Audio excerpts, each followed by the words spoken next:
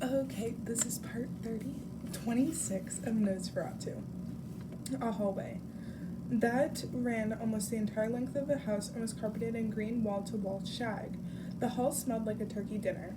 She ran, not bothering with the doors on either side of her, knowing they would only open into bathrooms and bedrooms. She clutched her right wrist, breathing through the pain. In 10 paces, the hall arrived at a little foyer. The door to the front yard was on the left, just beyond a narrow staircase climbing to the second floor. Hunting prints hung on the walls. Grinning, ruddy-faced men held up bunches of dead geese, displaying them to noble-looking golden retrievers. A pair of swinging bat-wing doors opened into a kitchen on Vic's right. The smell of turkey dinner was stronger here. It was warmer too, feverishly warm. She saw her chance, saw it clear in her mind. The man called the Wraith was entering through the garage. He would follow her through the side door and into the house. If she bolted now, rushed across the front yard, she could reach the shorter way on foot. Vic lunged across the foyer, banging her hip on a side table. A lamp with a bead-trimmed shade wobbled, almost fell. She grabbed the doorknob, turned it, and was about to pull it open when she saw the view through the side window. He stood in the yard, one of the tallest men she had ever seen, 6.5 feet at least.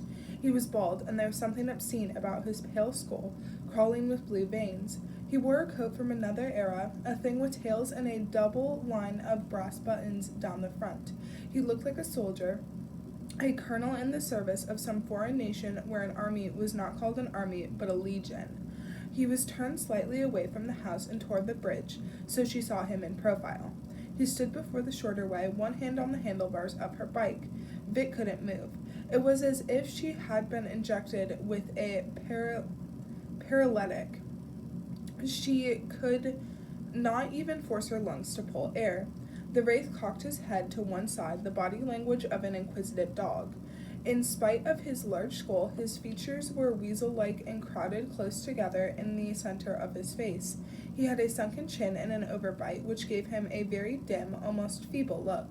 He looked like the sort of rube who would say every syllable in the word homosexual. He considered her bridge, the vast length of it reaching back into the trees. Then he looked towards the house, and Vic pulled her face from the window, pressed her back flat against the door. "Good afternoon, whoever you are," he cried. "Come on out and say how do. I will not bite." Vic remembered to breathe. It was an effort as if there were restricting bands strapped across her chest. The Wraith shouted, "You dropped your bicycle in my yard. Wouldn't you like it back?" After a moment, he added, "You dropped your covered bridge in my yard as well. You can have that back, too." He laughed. It was a pony whine. Hee hee. It crossed Vic's mind again that the man might be feeble. She shut her eyes and held herself rigidly against the door. Then it came to her he hadn't said anything for a few moments and that he might be approaching the front of the house. She turned the bolt, put the chain on. It took 3 tries to get the chain in place. Her hands were slippery with sweat and she kept losing her grip on it. But no sooner had she locked the door than he spoke again, and she could tell by his voice that he was still standing in the middle of the overgrown yard. "I think I know about this bridge. Most people would be upset to find a covered bridge sitting in their yard, but not Mr. Charles Talent Mannix III. Mr. Charlie Mannix is a man who knows a thing or two about bridges and roads turning up where they do not belong. I myself have driven some highways that don't belong. I have been driving for a long time. You would be surprised if you knew how long, I bet. I know about one road I can only get to in my Wraith. It isn't on any map, but it is there when I need it. It is there when I have a passenger who's ready to go to Christmas land. Where does your bridge go? You should come out. We sure do have a lot in common. I bet we will be fast friends." Vic decided then.